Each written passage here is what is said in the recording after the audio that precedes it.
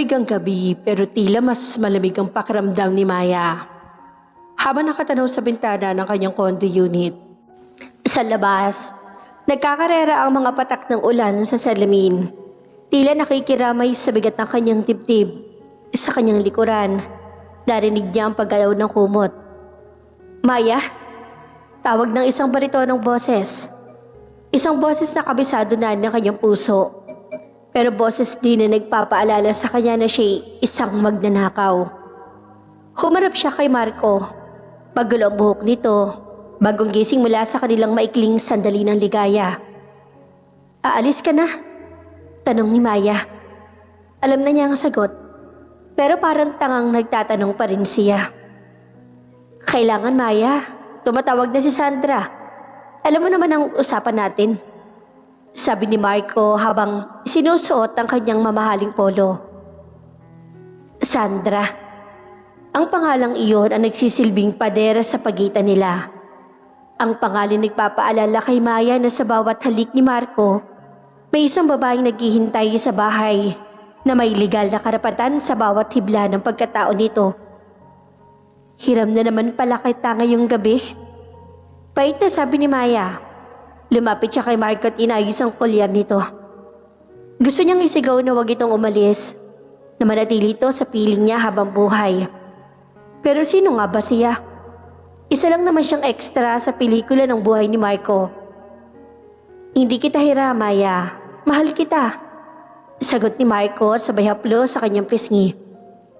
Sadyang masalimot lang ang lahat sa ngayon at bigyan mo pa ako ng panahon. Panahon. Yun ang laging inihingi ni Marco. Pero gaano pa ba karaming panahon ang kailangan dumaan bago maging ate ng inyo? Gaano pa karaming piraso ng sarili ang kailangan mawala kay Maya bago siya maging buo? Nang sumarang pinto, kasabay niyo ng pagpatak ng luha ni Maya. Ang bango ni Marco ay naiwan sa kanyang silid. Pero ang lalaki mismo ay uuwi na sa tunay nitong tahanan. Naupo si Maya sa gilid ng kama. Yakap ang una na ginamit ni Marco. Sabi nila, ang pag-ibig ay hindi nakakasakit. Pero para kay Maya, ang pag-ibig ay isang uri ng masochismo. Isang unti-unting pagpatay sa sarili habang nakangiti. Hindi niya hangad na manakit ng kapwa, lalo na si Sandra na wala namang kasalanan sa kanya. Pero sadyang traidor ang puso. Mas pinili nitong tumibok para sa taong bawal, para sa taong occupied na. Kinuha niya ang kanyang journal at isinulat ang mga katagang. Hiram na langit ang bawat sandali sa piling mo. At kahit alam kong susunugin ako sa impyerno ng konsensya ko, mas gusto ko nang mapaso sa piling mo kaysa manigas sa ginaw ng wala ka. Ngunit lingid sa kaalaman ni Maya, ang gabi na iyon ang huling gabi na magiging tahimik ang kanilang sikreto. Dahil sa kabilang panig ng lungsod, isang envelope na puno ng litrato nila ni Marco ang kasalukuyang binubuksan ni Sandra. Isang matinding bagyo ang parating at hindi handa si Maya sa hagupit nito. Ang hiram na langit ay malapit nang maging isang impyernong kailangan niyang harapin ng mag-isa.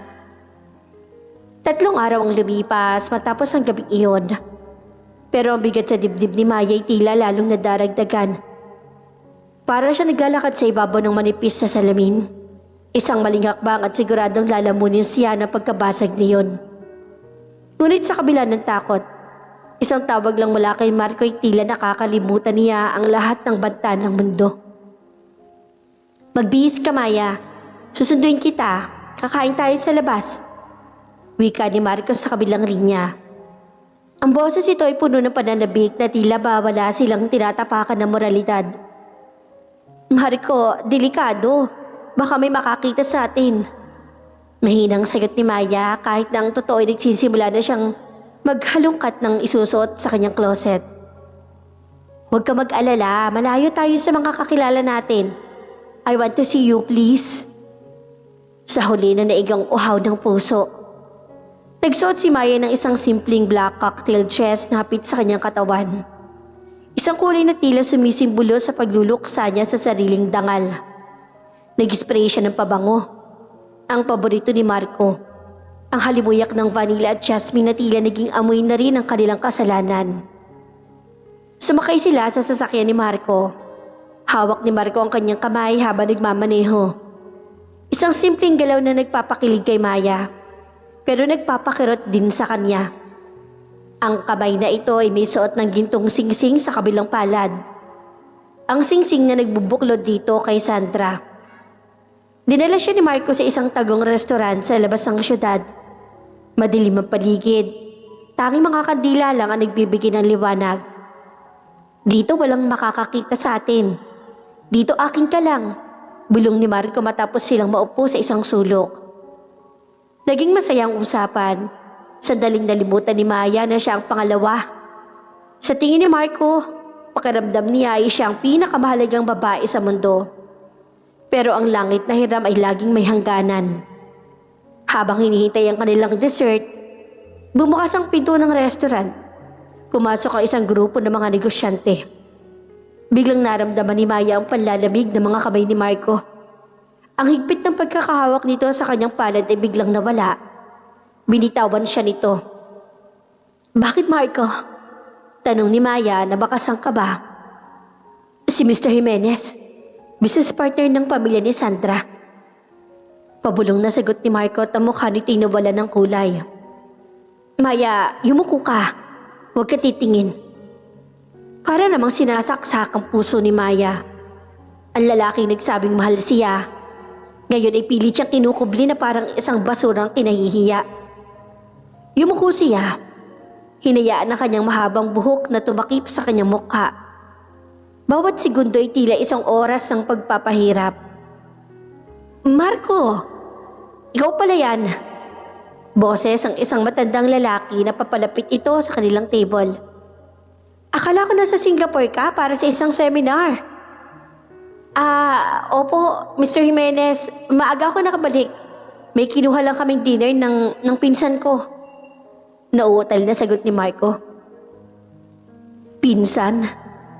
Ang salitang iyon ay parang sampal na nagpamanhid sa pisngi ni Maya. Hindi man lang siya kayang pangalanan ni Marco bilang kaibigan. Para sa mundo, siya ay isang anino. Isang kasinungalingan. "Ganun ba? O sige, mauna na kami. Pakikumusta mo na lang ako kay Sandra. Napakaganda talagang babae niyon. Napakaswerte mo." Wika ni Mr. Jimenez bago lumayo. Nang makaalis ang grupo ay nanatiling nakayuko si Maya. Hindi niya mapigilan ang pagtulo ng luha na pumatak sa kanyang plato. "Maya, I'm sorry. Kailangan ko lang gawin yun." Paliwanag ni Marco at pilit hinahawakan muli ang kamay niya. "Hanggang kailan, Marco?" tanong ni Maya at sa pagkakataong ito ay tinignan na niya ang lalaki sa mga mata. Puno ng sakit at puot ang kanyang tinig. "Hanggang kailan ako magiging pinsan? Hanggang kailan ako magiging sekretarya? Hanggang kailan ako may tatago sa ilalim ng mesa tuwing may dadaan na kakilala mo?" "Maya, alam mong ginagawa ko to para sa atin." "Para sa atin o para sa'yo?" putol ni Maya. "Kasi Marco, habang ikaw ay natatakot na mawala ang reputasyon mo, ako naman ay unti-unting nawawala ng pagkatao.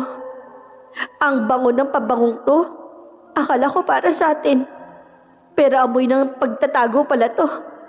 Amoy ng kasalanan." Tumayo si Maya at hindi na niya tinapos ang pagkain. Lumabas siya ng restaurant kahit na malakas ang ulan. Hindi na niya inalintana kung mabasa siya.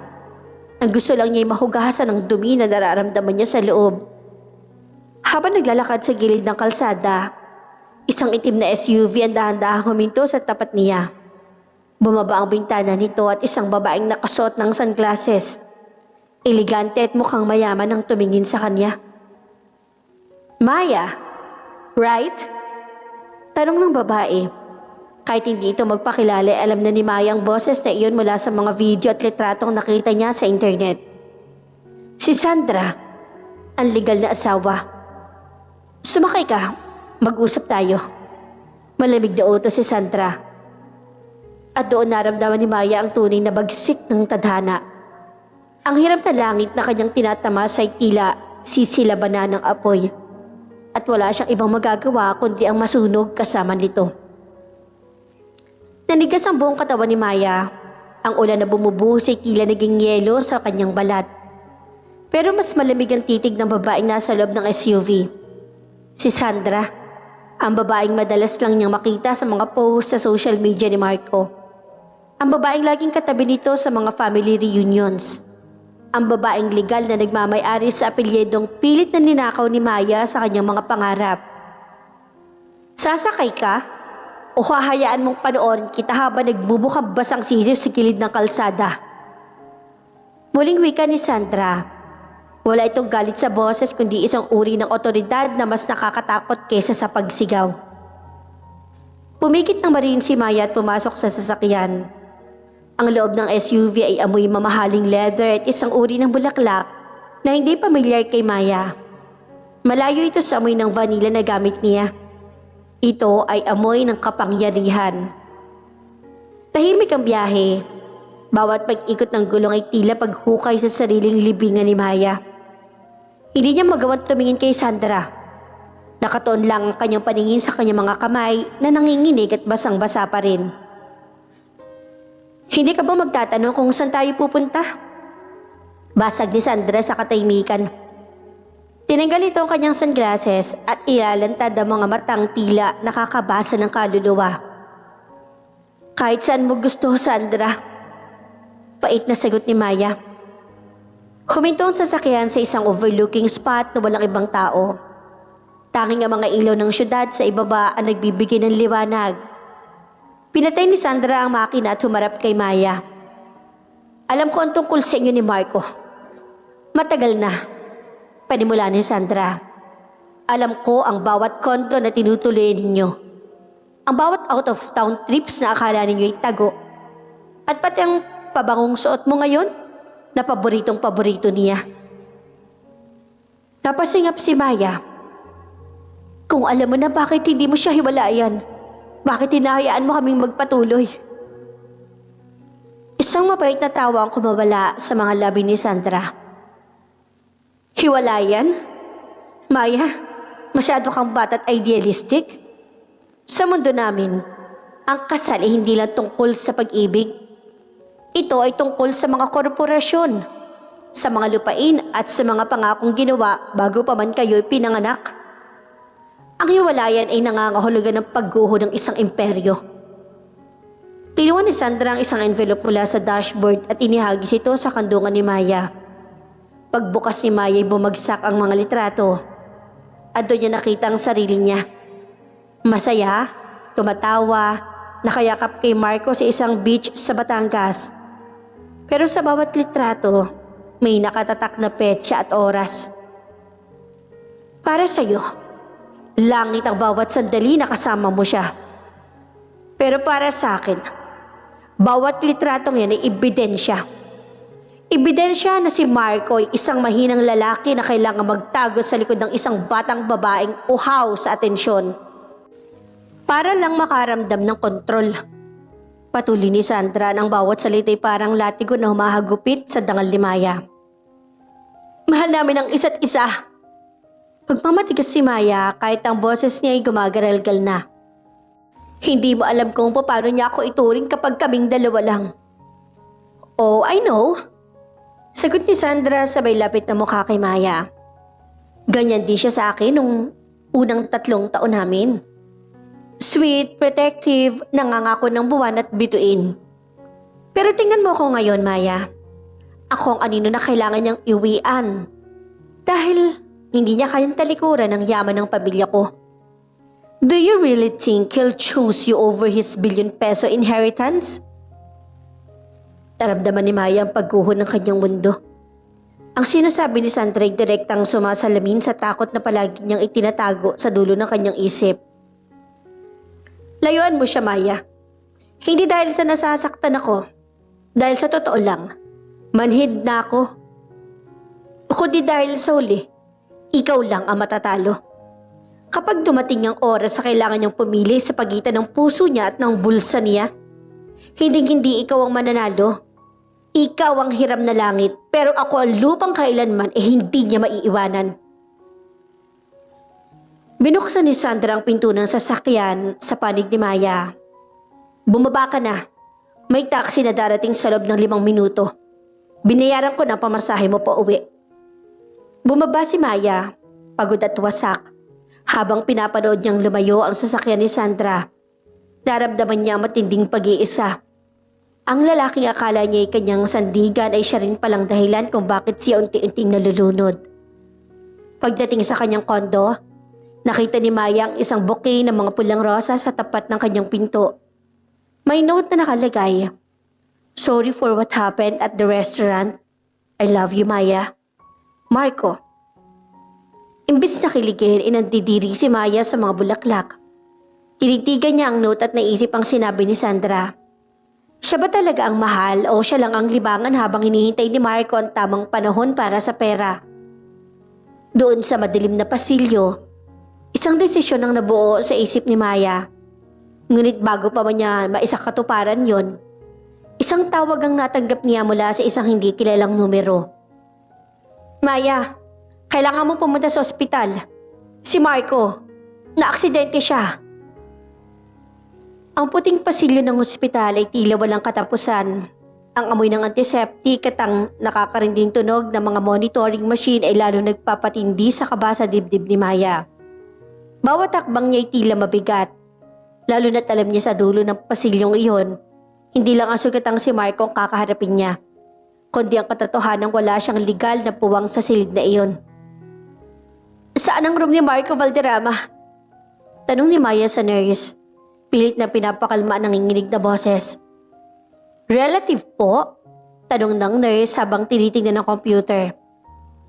Napatigil si Maya. Ang salitang relative ay parang isang pader na hindi niya kayang akyatin. "Kaibigan, malapit na kaibigan," sagot niya habang ang puso niya ay sumisigaw ng mahal ko siya. "Room 402, ma'am. Pero bawal pong pumasok ang hindi immediate family." Hindi nakinig si Maya. Halos tumakbo siya patungo sa room 402. Ngunit bago pa man niya mahawakan ang doorknob, bumukas ito. Lumabas ang isang doktor at kasunod si Sandra. Nagtagpo ang kanilang mga mata. At sa pagkakataong ito, wala nang kotseng naghihiwalay sa kanila. Sa maliwanag na ilaw ng ospital, nakita ni Maya ang pagod sa mukha ni Sandra. Pero nanatili ang talas ang tingin nito. "Anong ginagawa mo rito?"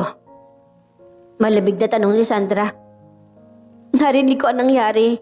Gusto ko lang malaman kung ayos lang siya." Sagot ni Maya at halos pabulong yon. "He's stable, pero kailangan niya ng pahinga."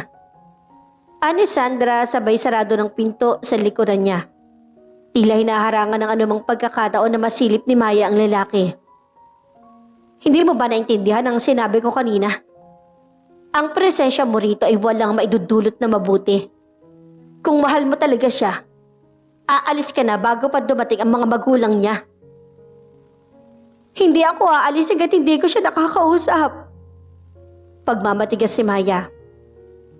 Sa gitna ng kanilang tensyon ay bahagyang bumukas ang pinto at narinig ang mahinang boses ni Marco mula sa loob. "Sandra? Sino yan? Is that Maya?" Hindi napigilan ni Sandra si Maya nang bigla itong pumasok sa silid. Doon, nakita ni Maya si Marco na may benda sa ulo at mga galos sa mukha. Ang kanyang matapang na knight in shining armor ay tila naging isang basag na imahe. "Maya?" Pilit nang ngumiti si Marco, pero bakas ng takot sa kanyang mga mata nang makitang naroon din si Sandra. "Marco, bakit? Anong nangyari?" Lumapit si Maya sa gilid ng kama. Baliwala ang matalim na titig ni Sandra na nakatayo sa may paanan. "I lost control of the wheel. Iniisip kita, Maya. Yung nangyari sa restaurant." Paliwanag ni Marco. Ngunit bago pa makasagot si Maya, tumunog ang cellphone ni Marco na nasa ibabaw ng side table. Dahil malapit si Maya, hindi niya napigilang mapatingin sa screen. Isang notification mula sa isang secret app ang lumitaw. "Han, nasan ka? Sabi mo susunduin mo kami ng bata para sa check-up niya. Hindi ka sumasagot sa tawag ko." Ella. At tila huminto ang mundo ni Maya. Bata? Ella? Dahan-dahan kinuha ni Maya ang cellphone. Sino si Ella, Marco? At anong bata ang tinutukoy niya? Ang mukha ni Marco na kanina'y maputla ay lalo naging kasing puti ng papel. Maya, let me explain. Hindi yan ang iniisip mo. Explanation na naman? Sigaw ni Maya at hindi na inalinta ng katahimikan ng ospital. Ibinigay ko ang lahat sa'yo. Tinanggap ko ang pagiging kabit. Tinanggap ko ang pagmamaliit ng asawa mo. Pero may iba pa pala. May anak ka sa iba. Napalingon si Maya kay Sandra at inaasahan niya magugulat din ito. Pero laking gulat niya na makita na kangisi lang si Sandra. Isang ngising puno ng pait. Welcome to the club, Maya. Wika ni Sandra. Akala mo ba ikaw lang ang special sa buhay niya? Si Ella ang una. Ikaw ang pangalawa. At ako? Ako ang legal na tagabayad ng mga hospital bills niya at tagalinis ng mga kalat niya dahil sa lintik na kasunduan ng mga pamilya namin. Napabitaw si Maya sa cellphone ni Marco. Ang mga pangakong narinig niya na siya lang ang mahal, nahihintay ng tamang panahon, na magsasama sila habang buhay ay tila mga pako na isa-isang bumaon sa kanyang puso. Marco, traidor ka! Hikbi ni Maya. Hindi mo lang ako ninakawan ng dangal. Ninakawan mo rin ako ng kakayahang maniwala sa pag-ibig. Maya, please, mahal kita. Si Ella nakaraan na yun. May anak lang talaga kami. Enough! Putol ni Maya. Huwag mong dungisan ng salitang mahal. Gamit ang bibig mong puno ng kasinungalingan. Tumalikod si Maya at mabilis sa lumabas ang sinid. Narinig pa niya ang pagtawag ni Marco. Pero sa bawat hakbang niya, palayo ay unti-unting nadudurog ang hiram na langit na kanyang pinaglaban. Paglabas siya ng ospital, sinalubong siya ng malakas na hangin. Doon niya naramdaman, hindi lang pala siya ang biktima rito. Si Sandra, si Ella, ang bata, lahat sila'y nakagapo sa isang lalaking walang ibang mahal kundi ang sarili niya. Habang naglalakad sa dilim, naramdaman ni Maya ang isang matinding hilo. Napahawak siya sa kanyang tiyan. Isang katotohanan na biglang sumagi sa kanyang isip. Isang katotohanan mas lalo nagpapakomplikado sa kanyang sitwasyon. Hindi lang si Ella ang may dinadalang bunga ng kasalanan ni Marco. Sa loob ng kanyang apartment ay tila naging isang selda. Madilim, malamig, at amoy ng mga natuyong bulaklak na bigay ni Marco na hindi pa rin niya naitatapon. Nakaupo si Maya sa sahig ng banyo. Nakasandal ang ulo sa malamig na tiles. Sa kanyang harapan, ang dalawang pulang guhit ng pregnancy test kit ay tila dalawang matalas na kutsilyong humihiwa sa kanyang pagkatao. Bakit ngayon pa? Hikbi niya. Ang kanyang boses ay naging isang pira-pirasong bulong sa gitna ng katahimikan. Buntis siya. Ang bunga ng kanilang hiram na langit ay narito na. Isang inosenteng buhay na nabuo sa gitna ng mga kasinungalingan. Nung nakaraang buwan, marahil ay tinuturing niya tong isang himala. Isang paraan para tuluyan ng makuha si Marco.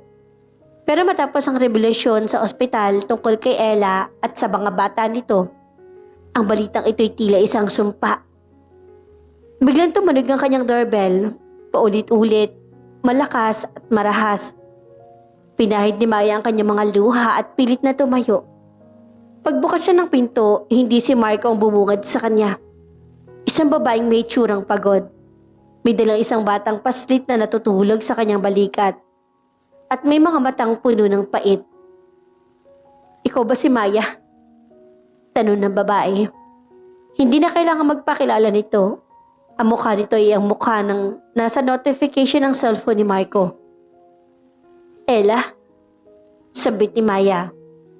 Ang kanyang tuhod ay tila naging halaya sa panghihina. Pwede bang pumasok? Wala na kaming matutuluyan. Pinalayas kami sa tinutuluyan namin dahil hindi na nagbabayad si Marco ng renta sa loob ng 3 buwan. Diretsahang sabi ni Ella. Pinaunlakan sila ni Maya. Naupo si Ella sa sofa. Maingat na inihiga ang kanyang anak. Tinitigan ni Maya ang bata at kamukhang kamukha ito ni Marco. Ang ilong, ang hugis sa mukha. Isang masakit na paalala na ang pagmamahal ni Marco ay isang template na ginagamit niya sa bawat babaeng nabibiktima niya. Alam ko ang tungkol sa'yo. Sa inyo. Panimula ni Ella habang nakatingin sa kanyang mga kamay na magaspang. Malayo sa makinis sa kamay ni Sandra o ni Maya. Ako ang original na lihim. 5 taon na kami ni Marco. Sinabi niya sa akin na ang kasal nila ni Sandra ay para lang sa negosyo. Na ako ang tunay na asawa na sa puso niya. Naniwala ako. Nagkaanak kami. Pero unti-unti nararamdaman kong lumalamig siya. Hanggang sa nalaman kong may bago na naman siyang at ikaw yun. Bakit hindi ka lumaban? Tanong ni Maya at ang kanyang pusi nadudurog para sa babaeng nasa harap niya. Saan ako lalaban, Maya? Wala akong pera, wala akong kapangyarihan. Si Marco ang nagpapakain sa amin. Pero ngayon, pati ang kakarampot na suportang yun ay kinalimutan na niya dahil abala siya sa pagtatago sa'yo at sa pag-iwas kay Sandra. Napating si Maya sa kanyang tiyan. Ang kanyang kamay ay kusa itong hinaplos at nakita ni Ella ang galaw na iyon. Ang matala sa paningin ng isang ina ay hindi magkakamali. Buntis ka rin? Tanong ni Ella at hindi ito galit. Ito ay tunon ng pakikiramay. Hindi nakasagot si Maya. Tanging ang pagtulo na kanyang luha ang naging kumpirmasyon. Ganyan din ako nun. Mabait ng ngiti ni Ella. Akala ko, ang baby ang magiging anchor namin. Pero para kay Marco, ang bata ay isang liability. Isang pananagutan na ayaw niyang makita ng kanyang lolo dahil mawawala ang mana niya. Maya, tumakbo ka na habang maaga pa. Huwag mo hayaang lumaking tulad ng anak ko ang dinadala mo. Na kailangan magtago sa dilim tuwing may dadaan na kakilala ng tatay niya. Eksaktong pagkatapos niyon ay bumukas ang pinto. Pumasok si Marco, may saklay at benda pa rin, pero umukha ay bakas ang galit nang makita ang 2 babae sa iisang silid. Anong ginagawa niyo rito, Ella? Sinabi ko na sa'yo na huwag kang lalapit kay Maya. Sigaw ni Marco. Tumayo si Maya at ang kanyang takot ay napalitan ng isang uri ng puot na hindi niya akalaing kaya niyang maramdaman. Bakit, Marco? Natatakot ka ba na mag-abot-abot ang mga biktima mo? Natatakot ka ba na malaman naming lahat na isa kang duwag? Maya, para sa inyo ang ginagawa ko. Para sa amin? Lumapit si Maya at isinampal sa dibdib ni Marco ang palignan si test kit. Para sa amin ba na itago ang mga anak mo dahil mas mahal mo ang pera ng lolo mo? Para sa amin ba na magmakaawa para sa renta habang ikaw nagpapakasasa sa karangyang kasama si Sandra? Napatitig si Marco sa test kit. Walang bakas ang saya sa kanyang mukha at tanging puro pangamba. Maya, hindi pa to tamang panahon. Maaring magugulo. Kailangan natin gawa ng paraan yan.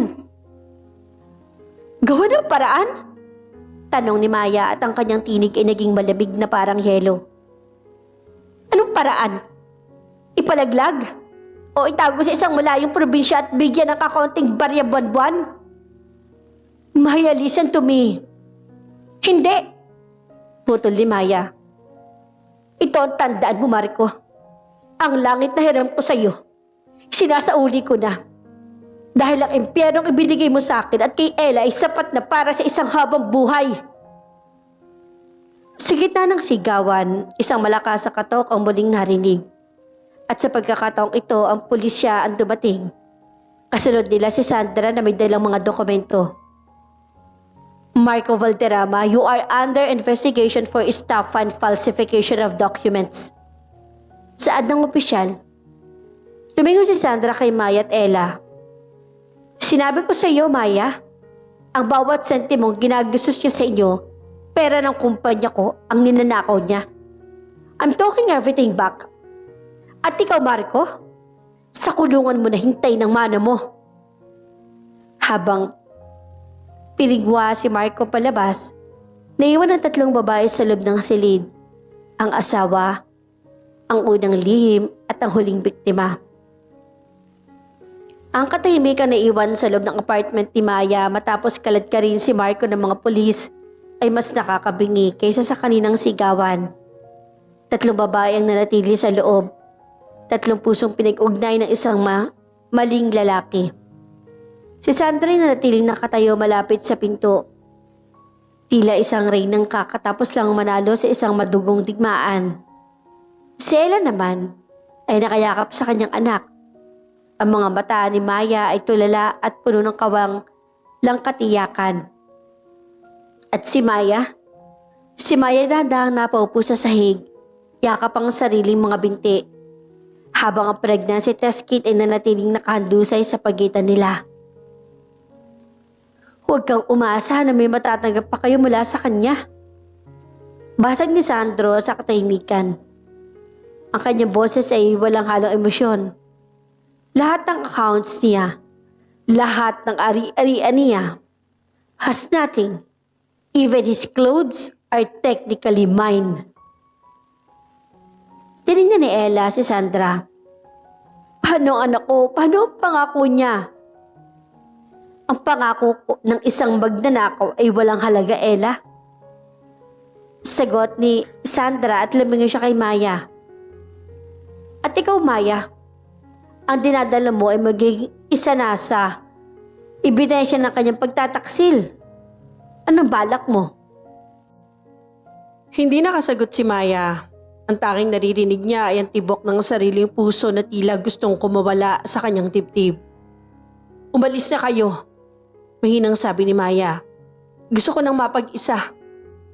Na makalis ang lahat, doon bumuhos ang hagupit ng realidad. Ang apartment na dati pugad ng kanilang mga nakaw na sandali ay tila naging isang libingan. Bawat sulok ay may alaala ni Marco. Ang kanyang paboritong baso, ang jacket na iniwan niya, ang halimuyak ng kanyang mamahaling pabango na humahalo sa amoy ng kanyang pagtataksil. Sa sobrang galit at sakit, tumayo si Maya. Nagsimula siyang magwala. Itinapon niya ang lahat ng gamit na nagpapaalala kay Marco. Ang mga picture frames ay bumasag sa pader at ang mga damit nito ay pinunit-punit niya. Bakit? Bakit mo ginawa ito sa akin? Sigaw niya sa hangin. Minahal kita higit pa sa sarili ko. Minahal kita. Ngunit sa gitna na kanyang pagkawawala, isang matinding kirot ang gumuhit sa kanyang puson. Napahawak si Maya sa lababo. Ang kanyang mukha ay namutla at naramdaman niya ang isang mainit na likidong dumadaloy sa kanyang mga hita. Pagtingin niya sa ibaba, ang maputing tiles ng banyo ay yung tinting nadudungisan ng kulay pula. Hindi, huwag muna, bulong niya. Ang takot na mawala ang bata ay mas matindi kaysa sakit ng pagtataksil ni Marco. Sa sandaling iyon, na-realize ni Maya na kahit gaano kasama ang ama, ang buhay sa loob niya inosente. Ito ang tanging buhay na tunay sa gitna ng lahat ng kasinungalingan. Pilit niyang inabot ng kanyang cellphone. Nanginginig ang kanyang mga daliri at hindi niya alam kung sino ang tatawagan. Kay Marco? Nasa kulungan nito. Sa kanyang pamilya sa probinsya? Hindi niya kayang aminin ang kanyang kahihiyan. Sa huli, isang numero ang kanyang dinayal. Ang tanging taong nakakaalam ng lahat ng dumi niya. Sandra, tulungan mo ako, ang baby. Hindi nagtagal ay bumukas ang pinto. Hindi niya akalain ang babaeng itinuring niyang kaaway ang siyang magbubuhat sa kanya patungo sa sasakyan. Sa loob ng ospital, habang nakahiga sa stretcher, ang huling nakita ni Maya ay ang nag-aalalang mukha ni Sandra bago siya lamunin ng dilim. Nagising si Maya sa isang malamig na silid. Ang unang hinanap ng kanyang kamay ay ang kanyang tiyan. Safe ang baby. Isang boses ang narinig niya mula sa gilid. Si Sandra, nakaupo sa isang silya, nagbabasa ng dyaryo. Pero sabi ng doktor, threatened abortion. Masyadong mataas ang stress mo. Kailangan mo ng bed rest at kailangan mong magdesisyon kung lalaban ka o susuko na lang. Tumingin si Maya sa kisame. Bakit mo ako tinulungan? Hindi ba dapat galit ka sa akin? Ibinaba ni Sandra ang dyaryo. Galit ako sa ginawa niyo ni Marco pero gaya mo. Naging biktima rin ako. Pinakasalan ko siya dahil akala ko'y magiging katuwang ko siya sa pagpapatakbo ng kumpanya.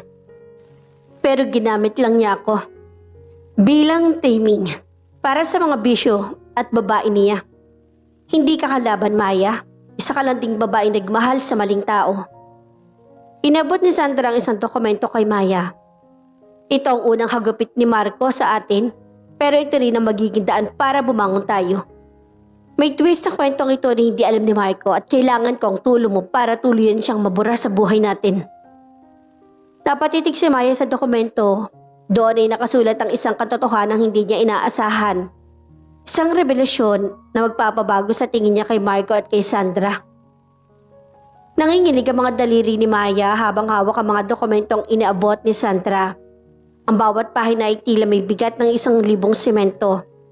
Sa loob ng puting silid ng ospital, kung saan ang tanging tunog ay ang mga mahinang ugong ng aircon. Binasa ni Maya ang mga salitang babasag sa huli niyang natitirang ilusyon. Ano to? Tanong ni Maya. Ang kanyang boses ay halos hindi lumabas sa kanyang lalamunan. Ang katotohanan tungkol sa kasal namin. Sagot ni Sandra habang nakatayo sa may bintana. Nakatanaw sa malayo. Lahat kayo, ikaw, si Ella at ang iba pang babaeng dumaan sa kanya ay naniniwala sa iisang script na si Marco ay biktima ng isang arranged marriage na walang pag-ibig, na ako ang kontrabidang asawa na humahadlang sa kaligayahan ninyo. Tumingin si Maya sa dokumento. Isang certificate of marriage na nakalagay doon, pero hindi ito ang inaasahan niya. Ang petsa ng kasal ni Marco at Sandra ay 5 buwan pa lamang ang nakalilipas. Pero sabi ni Marco, 7 taon na kayong kasal. Itong sabi ni Maya. Sabi niya kaya hindi siya makahiwalay ay dahil sa mana at sa lolo niya. Walang lolo, Maya. Matagal lang patay ang mga magulang at lolo ni Marco. Wala rin siyang mamanahin dahil lang totoo. Baon siya sa utang bago ko siya nakilala. Diretsahang sabi ni Sandra. Lumingon ito sa kanya at ang mga matay puno ng pait. Ito ang revelasyon. Ang kasal namin ay hindi arranged marriage. Ako ang niligawan niya nung nakaraang taon. Ako ang pinangakuan niya ng habang buhay habang kaming dalawa lang.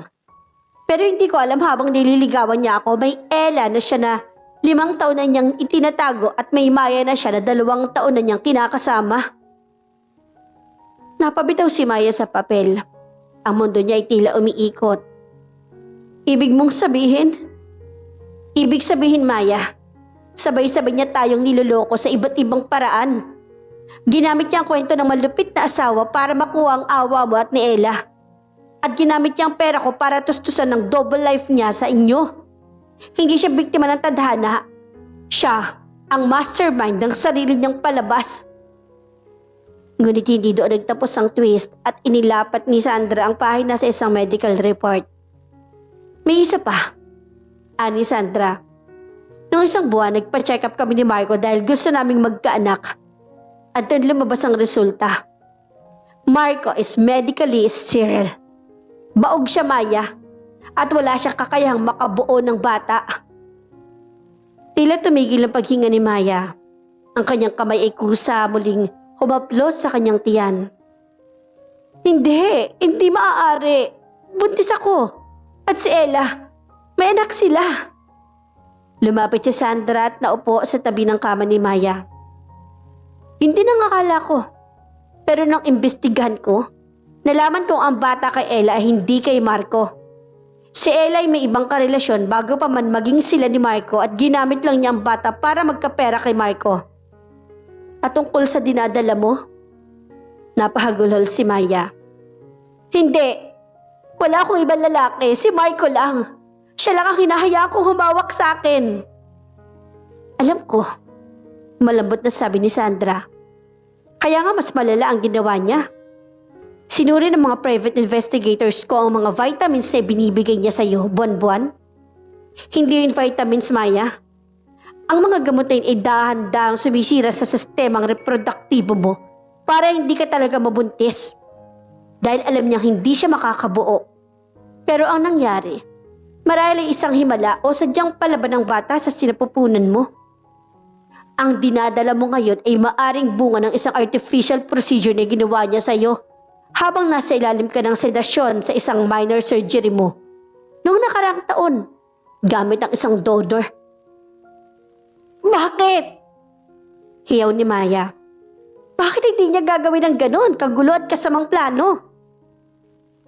Dahil kailangan niya ng tie sa atin, paliwanag ni Sandra. Kay Ella, ginagamit niya ang bata para maging bayani siya. Sa akin, pera at sa iyo gusto kanyang itali sa kanya habang buhay bilang kanyang living doll. Gusto niyang may kontrol siya sa lahat. He's a sociopath, Maya. He creates tragedies so he can play the victim or the savior. Sa sandaling iyon, ang lahat ng sakit ay nagtransform sa isang matinding puot. Ang lalaking akala ni Maya ay langit, ay isa palang demonyong nagsuot na mukha ng anghel. Hindi lang siya ninakawan ng dangal at ginawa siyang eksperimento ng isang baliw. Anong gagawin natin? Tanong ni Maya at ang kanyang mga mata ay tila nagliliyab na sa galit. Ngayong alam na natin ang totoo, kailangan nating siguraduhin na hindi na siya makakalabas sa kulungan. Sabi ni Sandra. At ang batang yan, itataguyod natin siya. Hindi bilang anak ng isang Marco Valderrama, kundi bilang simbolo ng pagkapanalo ng dalawang babaeng niloko niya. Biglang bumukas ang pinto ng silid at pumasok ang isang nurse at may dalang balita. Ma'am, tumatawag po ang abogado ni Mr. Valderrama. Gusto raw po niya makipag-settle. May hawak daw po siyang dokumento na magpapatunay na ang lahat ng kumpanya ni Sandra ay nakuha niya sa iligal na paraan. Nagkatingin ng sina Maya at Sandra. Ang laban ay hindi pa tapos. Ang hiram na langit ay tila magiging isang madugong impyerno bago tuliyang sumikat ang araw. Hindi pa man natatapos ang gulat ni Maya sa mga revelasyon ni Sandra. Tila isang malakas sa lindol ang muling nagpaguho sa kanyang katinoan. Ang balita ng nurse tungkol sa settlement ni Marco ay hindi isang pagsuko. Ito ay isang deklarasyon ng giyera. Illegal na paraan? Mahinang ulit ni Maya habang nakatingin kay Sandra. Totoo ba ang sinasabi ng abogado niya? Hindi agad nakasagot si Sandra. Ang kanyang mukha na kanina ay tila bakal sa katigasan ay dahan-dahang nag-crack. Napaupo siya sa gilid ng kama ni Maya at napahawak sa kanyang noo. Nung kumpanya pa ng tatay ko, ang pinag-uusapan, malinis ang lahat. Panimula ni Sandra.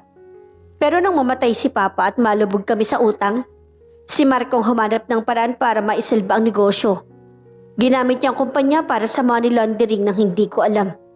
At dahil ako nakapirma sa lahat ng dokumento bilang CEO, ako ang babagsak kapag inilabas niya ang mga ebidensyang iyon. Napasinghap si Maya. Kaya pala kampante siyang mukuha ang mana dahil hawakan niya sa liig. He's a monster. Maya, pait na sabi ni Sandra. Gusto niyang i-drop ko lahat ng kaso laban sa kanya. Ibigay sa kanya ang kalahati ng ari-arian ko at hayaan siyang mamuhay ng malaya. Kung hindi, kaming dalawa ang mabubulok sa kulungan. Sa gitna ng kanilang pag-uusap, biglang bumukas ang pinto ng silid. Hindi ang nurse kundi isang lalaki na ka-Amerikana na may dalang briefcase. Ang abogado ni Marco ni si Atty. Villafuerte. Mrs. Valderrama? Miss Maya? Bati ng abogado na may nakakalokong ngiti. Nakarating na ba sa inyo ang alok ng aking kliyente? Si Mr. Valderrama ay handang maging generous sa inyong dalawa.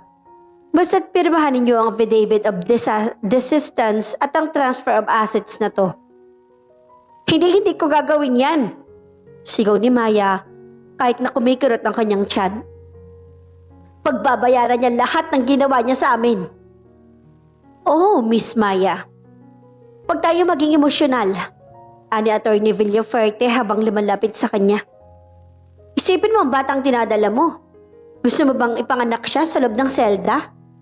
Dahil sa oras na madiin si Sandra, idadamay ka rin namin bilang accomplice. May mga record kami na tumatanggap ka ng pera at ng luho mula sa pondong ninakaw ni Marco sa kumpanya. Napatigil si Maya at ng kanyang mga kamay ay yelo sa lamig. Ang bawat dinner date, ang bawat designer bag na ibinigay ni Marco, ang mismong kondo na tinitirhan niya. Lahat yun ay galing sa dumi. Ginamit siya ni Marco para maging ebidensya laban sa kanya mismo. Umalis ka na, Villafuerte. Utol si Sandra at tinig ay nangangatog sa galit. Mag-uusap kami ni Maya. Nang makaalis ng abogado, nabalot ng mabigat na katahimikan ng silid. Tinignan ni Maya si Sandra. Nakita niya ang takot sa mga mata ng babaeng akala niya ay walang kinatatakutan. Sandra, hindi tayo pwedeng sumuko. Sabi ni Maya, kapag pinirmahan natin yan, habang buhay na tayo magiging alipin ng kasamaan niya. Pero ang baby mo, Maya, ang kumpanya ko. Hikbi ni Sandra. Ito na ang pagguho ng mundo natin. Ngunit sa gitna ng desperasyon, isang liwanag ang pumasok sa isip ni Maya. Naalala niya ang sinabi ni Sandra tungkol sa mga vitamins sa dahan-dahang sumisira sa kanyang katawan. Sandra, yung mga vitamins, yung medical report tungkol sa pagiging sterile ni Marco, nasa na mga ebidensya na yun? Nasa private investigator ko. Bakit? Iyon ang alas natin. Ani Maya at pilit na bumabangon kahit bawal. Ang kaso laban sa kumpanya ay financial. Pero ang ginawa niya sa atin ay physical and psychological torture. Ang paglalagay ng gamot sa katawan ko nang walang pahintulot ko ay attempted murder o grave misconduct. At ang ginawa niyang procedure sa akin, yun ay human experimentation at rape sa mata ng batas. Nagliwanag ang mukha ni Sandra. Tama ka. Kung ididiin natin siya sa mga kasong kriminal na walang kinalaman sa pera, hindi siya makakakuha ng bail. At ang mga ebidensya ng money laundering, pwede nating sabihin na pinuwersa niya tayong pumirma sa ilalim ng duress o pananakot. Ngunit bago pa man sila makagawa ng hakbang, isang malakas na pagsabog ang narinig nila mula sa parking ng ospital. Mula sa bintana ay nakita nila nagliliyab ang sasakyan ni Sandra. Isang text message ang pumasok sa phone ni Sandra. You have 24 hours. Next time, it won't be just a car. My freedom is non-negotiable. Napatitig si Maya at Sandra sa isa't isa. Hindi na lang ito tungkol sa legalidad. Ito ay tungkol na sa buhay at kamatayan. Ang pagguho ng kanilang mundo ay nagsimula na at ang tanging paraan para mabuhay ay ang lumaban ng higit sa inaasahan ng kalaban. Ang usok mula sa sumabog na sasakyan sa labas ay tila pumasok hanggang sa loob ng silid ni Maya. Ramdam niya ang amoy ng sunog na goma at ang takot na nanunuot sa kanyang buto. Ngunit sa gitna ng panganib, may kung anong apoy ang naglalagablab sa dibdib ni Maya. Isang uri ng tapang na tanging isang ina lamang ang makakaunawa. Hindi tayo magtatago, Sandra. Wika ni Maya habang pilit na tumatayo mula sa kanyang kama. Kahit kumikirot ang kanyang puson, ang kanyang paninindigan ay matigas pa sa semento.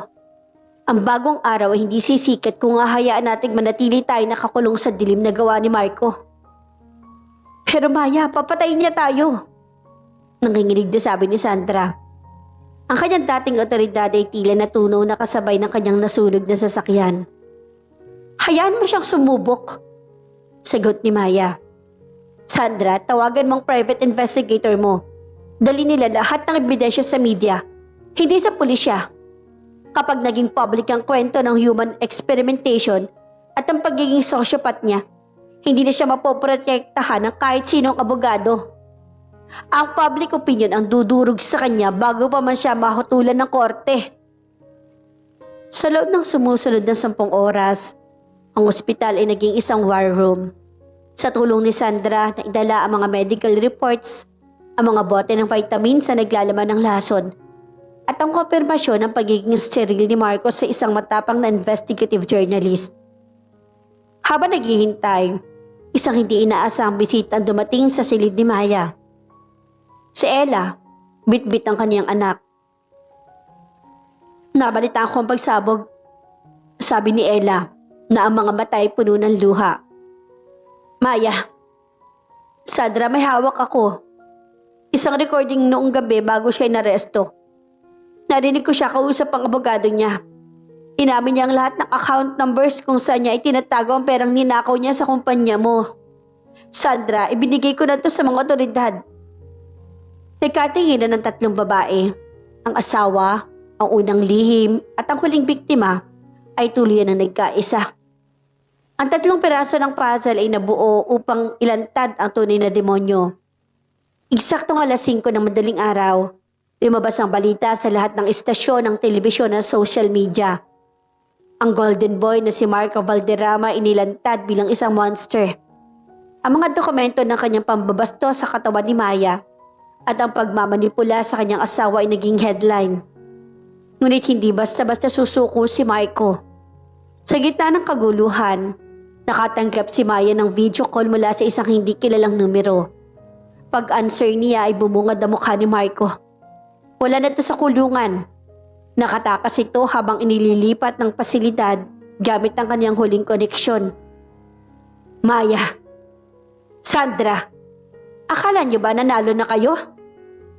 Tawa ni Marco at ang mga matay tila sa isang baliw. Nandito ako sa rooftop ng ospital. Kung gusto niyo pang makita ang langit ninyo, umakyat kayo rito. Kung hindi, pasasabugin ko buong floor na to. Kahit labag sa utos sa mga doktor, imakyat si Maya at Sandra.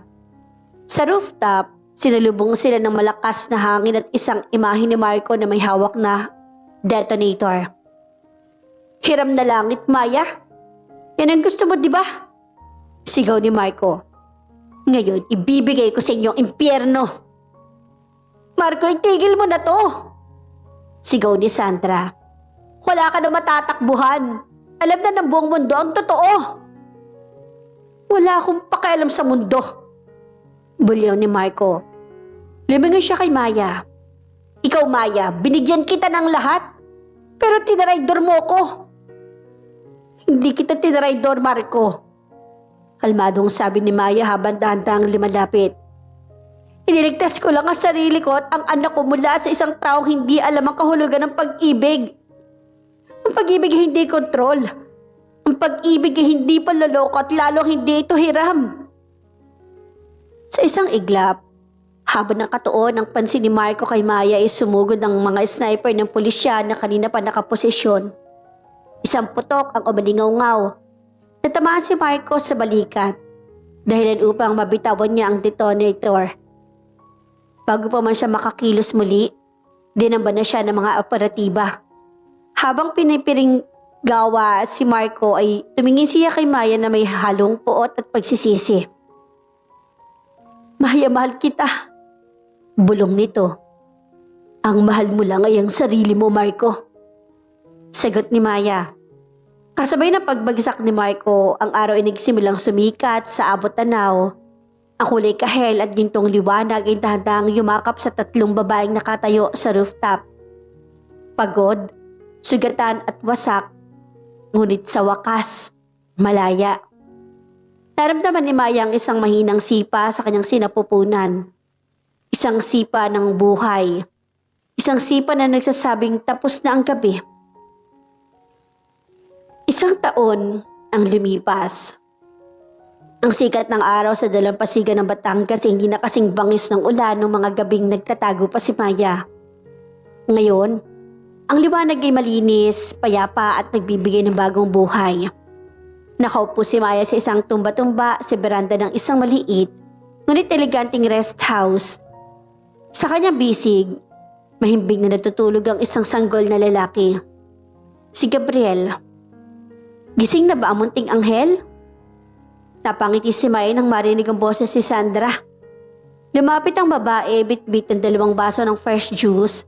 Wala na ang bakas ng pagiging matapobre at malamig na asawa sa mukha ni Sandra. Pinalitan na ito ng aura ng isang babaeng nahanap ang sariling kalayaan. Katutulog lang, pagod sa kalalaro sa buhanginan kanina. Sagot ni Maya. Matapos ang madugong engkwentro sa rooftop, tuluyan ang nahatulan si Marco ng reklusyon perpetua o habang buhay na pagkabilanggo. Dahil sa dami ng kasong kriminal at financial fraud, tinitiyak ng batas na hindi na siya makakatapak sa labas ng rehas. Si Ella naman, sa tulong ni Sandra at Maya ay nakapagsimula ng maliit na negosyo sa probinsya para sa kinabukasan ng kanyang anak. Ngunit ang pinakamagandang twist sa buhay ni Maya ay ang pagkakaibigang nabuo sa pagitan nila ni Sandra. Ang kumpanya ni Sandra ay naisalba at kinuha niya si Maya bilang head ng kanilang bagong foundation na tumutulong sa mga babaeng biktima ng pang-aabuso at domestic fraud. Minsan, hindi ko pa rin makapaniwala. Simula ni Sandra habang nakatanaw sa dagat, na ang babaeng itinuring kong kaaway ang siyang magiging katuwang ko sa pagbuo ng mas matatag na buhay. Dahil pareho nating naintindihan na hindi tayo ang dapat mag-away. Sagot ni Maya, ang pag-ibig na hiram ay kailanman hindi magiging atin. Pero ang pag-ibig sa sarili at ang dangal, yun ang tunay na langit. Biglang tumunog ang cellphone ni Maya. Isang email mula sa kanilang abogado at binasa niya to at bahagyang napatigil. Ano yun? Tanong ni Sandra. Si Marco, nagpadala ng sulat mula sa kulungan. Humihingi ng tawad at gusto raw niyang makita si Gabriel kahit isang beses lang bago siya ilipat sa maximum security unit. Malungkot na sabi ni Maya.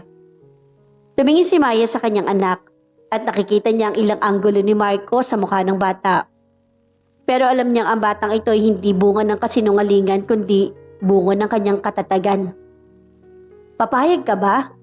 Tanong ni Sandra. Huminga ng malalim si Maya. Tinignan niya ang asul na langit. Ang langit na hindi nahiram, kundi malayang-malaya niyang tinitingala. Hindi na kailangan? Determinadong sagot ni Maya. Pinatawad ko na siya para sa katahimikan ng puso ko. Pero wala na siyang pubang sa mundong binuo ko. Ang anak ko ay lalaki hindi nakakakilala sa isang ama na mapanlin lang. Lalaki siyang may respeto sa babae dahil pinalaki siya ng mga babaeng marunong lumaban. Pinunit ni Maya ang kopya ng sulat at hinayaan ng hangin na tangayin ang mga piraso nito patungo sa dagat. Isang simbolo ng tuluyang pagbitaw sa nakaraan. Sa dulo ng kanilang kwento, napatunayan ni Maya na ang hiram na langit ay isang yugto lamang ng pagsubok. Ang tunay na langit ay hindi matatagpuan sa piling ng isang lalaking may pag-aari ng iba, kundi sa loob ng sariling puso na natutong magpahalaga, magpatawad at tumayo sa sariling mga paa. Habang papalubog ang araw, naglakad ang dalawang babae sa dalampasigan. Bit-bit ang bata. Sa bawat bakas ng kanilang mga paa sa buhanginan, alam nilang hindi na sila muling maliligaw. Dahil ngayon, ang langit ay abot kamay na nila at ito ay tunay at tapat at sa kanila lang. Ang kwento ni Maya at Sandra ay nagtuturo na ang dignidad ay hindi nasusukat sa kung sino ang legal o kabit sa mata ng tao kundi sa kung paano mo pinipiling itama ang iyong mga pagkakamali. Ang tunay na pag-ibig ay hindi nananakit, hindi nandaraya at hindi kailanman kailangang ikahiya. Wakas.